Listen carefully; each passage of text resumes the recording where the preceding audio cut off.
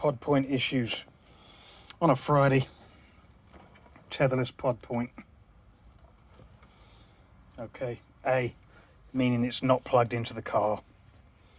This unit, which is an actuator to stop you from pulling your unit out when you're under load, it doesn't work.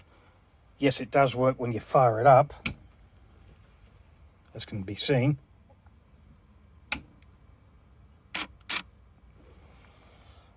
But if you disconnect this and you go through your various connections, like it's connected to the car right now, okay, but not taking any load, boom, now taking load. That can be connected or not connected. It doesn't raise an alarm or it doesn't kill the power. Naughty boys, Podpoint. I don't know what's going on with that.